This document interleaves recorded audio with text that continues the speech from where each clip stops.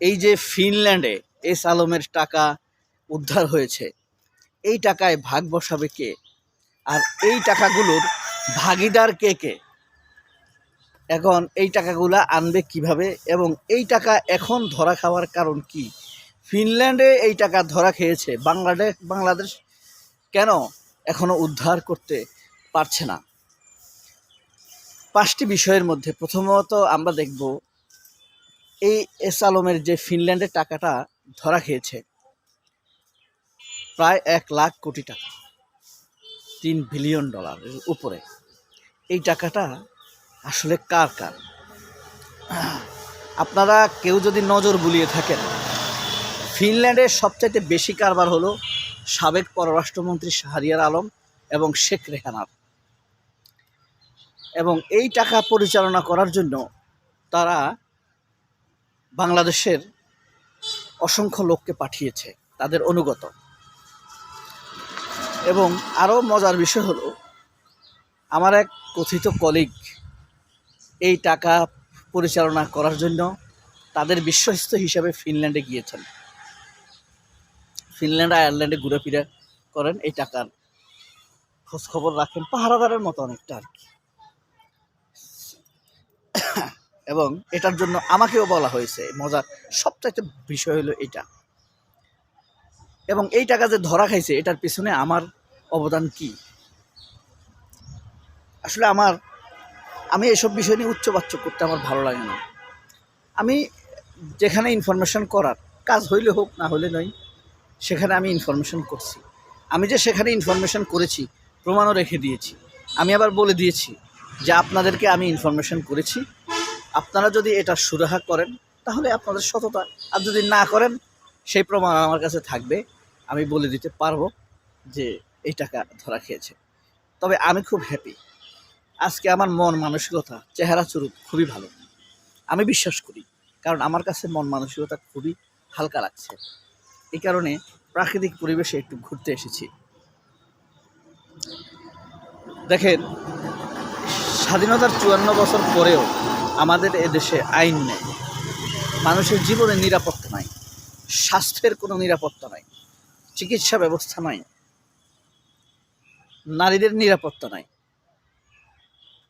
নতুন প্রজন্মের পড়াশোনার কোনো নিরাপত্তা নাই। 54 বছর কেটে গিয়েছে। এই 54 বছর যাবৎ এই মুক্তিযুদ্ধ, কথিত মুক্তিযুদ্ধ ব্যবসায়ী শুয়োরের বাচ্চারা কি করছে? তারা এই লুটপাট করছে। এই কারণে পড়াশোনার কাজ করতে পারে নাই, মানুষের স্বাস্থ্যের নিরাপত্তা বিধানের কাজ করতে পারে নাই, রিজিকের জন্য চেষ্টা করতে পারে নাই। এরা হলো সেই কুত্তা। এরা স্বাধীনতা নিয়ে ব্যবসা করেছে। আসলে আমাদের স্বাধীনতা বলতে কিছু নেই। আমাদের সব কিছু, সব পরাধীনতা ভারত নিয়ন্ত্রণ করে। আমরা পরাধীন। ভারত আমাদের এখন রাষ্ট্রীয় প্রভু হয়ে বসে আছে এই কুত্তার বাচ্চাদের কারণেই। সিঙ্গাপুরে যে পরিমাণ টাকা ধরা খেয়েছে, এটা যা বলেছি, শেখ রেহানা এবং এটার টপ ব্যবস্থাপক হইল শাহরিয়ার আলম, পররাষ্ট্র প্রতিমন্ত্রী, বুঝতে পারছো, ফিনল্যান্ডে। এবং আমার মাঝে মাঝে মনে হয় যারা এগুলা পরিচালনা করে সেগুলা জানাই দেয়। আজিজও এটার একটা স্টেক হোল্ডার, এবং এই ব্যাপারটা পুরোপুরি জানে জুলকারনাইন শাহের স্বামী। বললাম। এবং আরও আশ্চর্য বিষয়, এই যে $3 বিলিয়ন ধরা খাইছে, জব্দ হয়েছে, সোজা কথা। এখন এটার এই দেশে ভাগিদার হবে কারা কারা, এবং এই কৃতিত্বটা আসলে কার? আপনারা বলতে পারবেন? আপনাদের কাছে একটা আমার খুব অসহায় প্রশ্ন। এই কৃতিত্বটা হলো ডক্টর মোহাম্মদ ইউনুস এবং হাসান এইচ মনসুর, বাংলাদেশ ব্যাংকের সাবেক গভর্নর, যাকে তারেক জিয়া তাড়িয়ে দিয়েছে বাংলাদেশ ব্যাংক থেকে। এই লোকটা হলো এটার কৃতিত্ব। তার কৃতিত্বের কারণে এই টাকাটা জব্দ হয়েছে। আমার খুব কান্না লাগে, খারাপ লাগে, বুঝতে পারছেন, যে এই যে এমন দেশপ্রেমিক লোকগুলোকে এদের সম্মান দিতে পারছে না। খুবই আমার কাছে এই ব্যাপারটা অস্থিরতায় পূর্ণ। কেন আমরা আমাদের এই লোকগুলোকে সম্মান দিতে পারি না? কেন দেশপ্রেমিকদেরকে আমরা অপমান করি?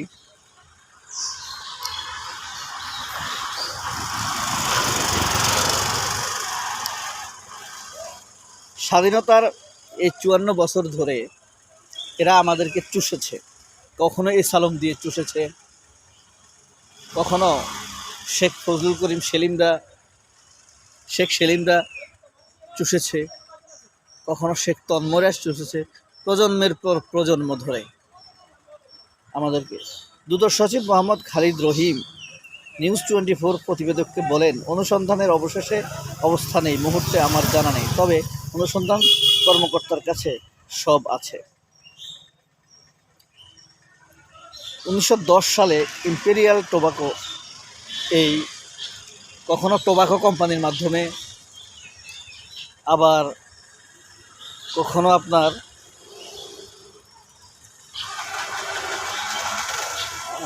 গার্মেন্টস কোম্পানির মাধ্যমে এরা এই টাকাগুলো পাচার করতো আমাদের দেশ থেকে। একের পর এক বিলিয়ন ডলার পাচার। সোজা কথা, ১.৫ কোটি মানুষ দেশের বাইরে পরিশ্রম করে।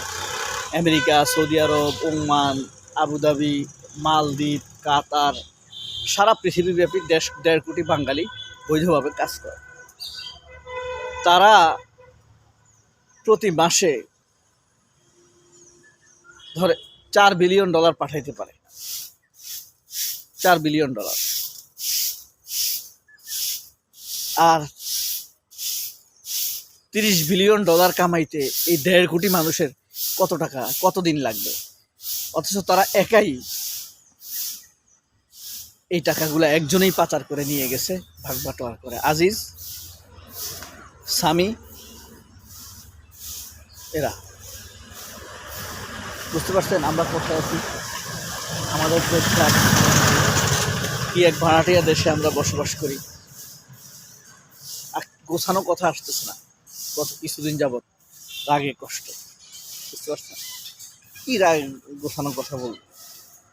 এই যে এই অবস্থা চলছে, কোন দেশে থাকি, কোন দেশে পরিশ্রম করি, এমন একটা দেশে আমরা মরব